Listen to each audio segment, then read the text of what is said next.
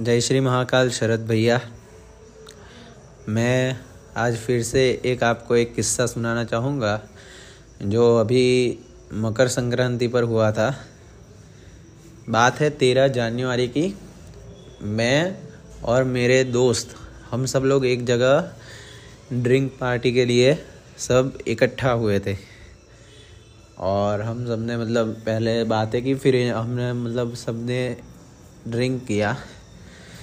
तो मेरे पास जब मेरा ग्लास आया तब मेरी आदत है कि फ़र्स्ट मैं बाबा को भोग अर्पण करता हूँ, फिर मैंने खुद उनकी प्रसादी का करके ग्रहण करता हूँ।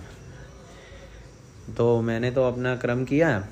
फिर मेरा एक दोस्त मुझसे पूछने लगा कि बाबा के बारे में मुझे ज्ञान चाहिए।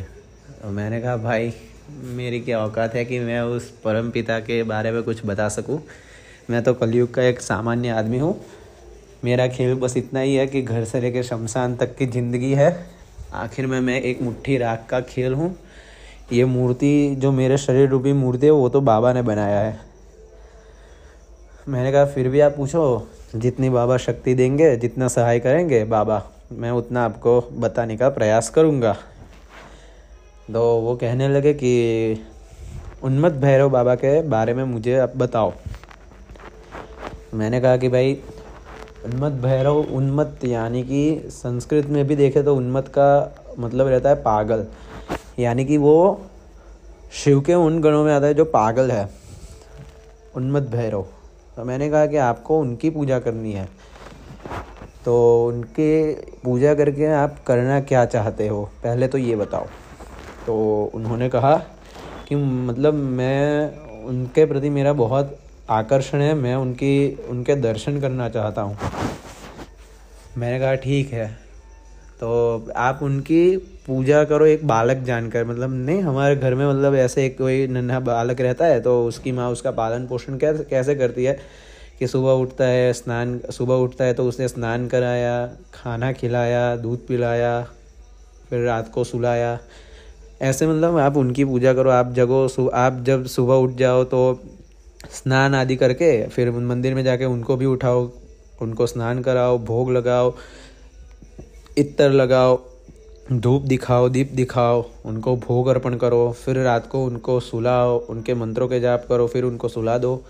ऐसे उनकी पूजा करो। फिर एक मंत्र उसी ड्रिंक की हालत में ही मैंने उनको दिया कि ये उनका मंत्र है, उनकी एक माला आप करते रहो, बाबा से प्रेम से जुड़ो। तो वो कहने लगे कि मैं उनके लिए इतना भाव है कि मैं एक एक क्षण मेरे लिए कल्प के समान बीत रहा है। तो मैंने कहा कि ये आप मुझे बता रहे हो, ये बाबा के सामने रो रो कर उनको बताओ कि बाबा आप अब दर्शन दो। क्योंकि भक्त एलादी ने जब उनको बुलाया था तब वो आए थे, सुंदरदास जी ने जब उनको बुलाया तब वो आए थे, भक्त भोपा जी ने उनको बुलाया तब वो आए थे। तो आप बुलाओगे तो कैसे नहीं आएंगे? वो आएंगे ज़रूर, पर उनका आना कभी आएंगे वो उन पर है, पर आएंगे ज़रूर। क्योंकि आप जब किसी भी दैवीय शक्ति को आप आवाहन देते हो, आमंत्रित करते हो, तो वो आ ही जाती है, उसमें कोई डाउट नहीं। वो कैसे ना कैसे रूप में, कैसे ना कैसे और किसी भी रूप में आपके साथ आ ही जाती है, क्योंकि आपने आमंत्रण दिया है, उनको निमंत्रण दिया है। ऐसे उनको पूजा करो, उनको बुलाओ, उनको आवाहन करो कि बाबा आप दिखो, किसी ना किसी भी रूप में आप आओ, मेरे सामने आओ, मुझे दर्शन दो, मुझे कृतार्थ करो। क्योंकि भैरव जो है वो शिव है और शिव जगत पिता है। एक श्लोक भी मैंने उनको बताया था, जवा कुसुम संकाशो मदधूर्णित लोचनो जगतः पितरो वंदे भैरवी भैरवात्मको। इस श्लोक में कहा गया है कि बाबा भैरव और माँ भैरवी इस जगत के जगत पिता और माता है।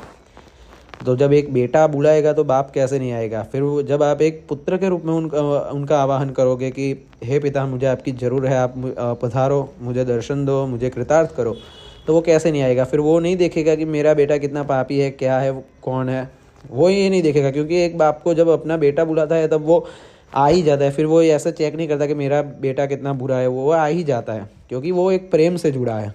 तो बाबा से आप प्रेम करके उनको बुलाओ। फिर इतना हुआ तो उन्होंने कहा कि निर्मल मन की मुझे मेरा मन चंचल रहता है तो मैं मन को शांत कैसे करूं। मैंने कहा कि उसके लिए आपको भगवान शिव का मंत्र, जो महामंत्र है शिव पुराण में कहा गया है, नमः शिवाय या ओम नमः शिवाय, ये मंत्र का आप जाप करो। क्योंकि भगवान शिव इकलौते ऐसे देवता है जो ध्यान के प्रमुख देवता है, मेडिटेशन के प्रमुख देवता है। क्योंकि वो निरंतर किसी भी टाइम, एनी टाइम, वो सिर्फ ध्यान में ही रहते हैं। उनका मन ध्यान की वो उच्चतम अवस्था को प्राप्त कर चुका है, इसलिए उनको ध्यान का प्रमुख देवता कहा गया है। क्योंकि उनके में मतलब उनके केस में मतलब कोई उनको कोई प्रॉब्लम या कोई असुर उत्पात मचाता है तो वो बहुत ही शांति से पूरा हैंडल कर देते हैं और उसका सॉल्यूशन ला देते हैं। तो आप भगवान शिव के मूल मंत्र का जाप करो अधिकतम अधिक, ओम नमः शिवाय मंत्र का अधिकतम अधिक जाप करो। क्योंकि ये मंत्र भगवान शिव का स्वरूप माना गया है, ये शिव पुराण में कहा गया है, ये मंत्र परमपिता शिव का स्वरूप है। तो आप उसका अधिकतम अधिक जाप करो, जिससे कि डायरेक्ट इसका प्रभाव नहीं आएगा, पर थोड़ा टाइम लगेगा। कि थोड़ा टाइम यानी साल 2 साल में आपका मन शांत होने लगेगा। धीरे धीरे करके तो होने ही लगेगा, पर जो शांति जो मन को चाहिए वो आगे चल के आएगी। जब आप निरंतर इसका जाप करोगे तब आएगी। तो हो सके तो उतना अधिकतम अधिक जाप करो, ऐसा मैंने अपने मित्र को कहा। फिर उनका प्रश्न था कि बाबा महाभैरव का स्वरूप कैसा है। तो ये सुनकर मुझे हंसी आ गई कि आज तक जिसके स्वरूप का वर्णन ऋषि मुनि लोग नहीं कर पाए, वो वर्णन करते करते उनके शब्द भी कम पड़ गए, तो कहाँ मैं कर पाऊँगा। क्योंकि मैं भी कलयुग का आदमी हूँ, मेरे भी 2 हाथ 2 पैर और 1 मुख है। फिर भी मैंने कहा कि बाबा की दया, उनकी सहाय से मैं आपको जितना हो सके, जितना मुझे पता है वो मैं आपको बताने का प्रयास करता हूँ। महाभैरव एक ऐसा तत्व है जिसका कोई शब्दों में वर्णन ही नहीं हो सकता। वो एक परम ऊर्जा है, परम ऊर्जा है, बहुत मतलब उच्चतम अवस्था के, वो उच्चतम मतलब ऊर्जा है, सबसे ऊंची महाभैरव। वो इस अनंत कोटि ब्रह्मांड है, उसमें केवल उसके चरण ही रहते हैं। और जो अनंत कोटि ब्रह्मांडों में जितने भी अंतरिक्ष आदि सब है, 9 ग्रह है, ये सब तो उसकी जटाओं के आखिरी हिस्से में मतलब स्थित है। और उसके नेत्र में करोड़ों सूर्य का 3 नेत्र है उसके, करोड़ों सूर्य, करोड़ों चंद्रमा, करोड़ों अग्नि, ऐसे वो 3 नेत्र तो है उसके ऐसे है। फिर उसका वर्ण ऐसा है कि अनंत कोटि ब्रह्मांड में जितना अंधकार नहीं उतना काला उसका रंग है। और विद्युत के समान उसके भाल पर त्रिपुंड शोभित है और गले में मुंडों की माला धारण करी है। ऐसा मतलब उनका स्वरूप, जितना मैं हो पाया उतना मैं आपको बता रहा हूँ, ऐसा उनका स्वरूप है। और वो मतलब इतना भयानक है कि करोड़ों ब्रह्मांडों के यमराज और काल उसके सामने भी आ जाए ना तो भी मतलब वो थर थर काँप उठे, ऐसा उसका स्वरूप है। केवल दृष्टि मात्र, देख लेने से ही, केवल देख लेने से ही उसको देख के ही थर थर काँप उठे, ऐसा उसका स्वरूप है। वो बैठा किधर है? महाश्मशान में, चिताओं के बीच, धधक चिता है उसके बीच में वो बैठा है, गले में मुंडों की माला है और चिता के भस्म से रंगित उसका शरीर है। और हमारे शास्त्रों में भी कहा गया है कि सत्यम शिवम सुंदरम, ये शास्त्रों में भी कहा है, कहीं ऋषि मुनि भी कहते हैं। हमने ये पंक्ति सुनी है। वो इस पंक्ति क्यों कही गई है? क्योंकि सत्यम, सत्यम यानी सत्य क्या है? सत्य शिव है, सत्य शिव है और सत्य भस्म है।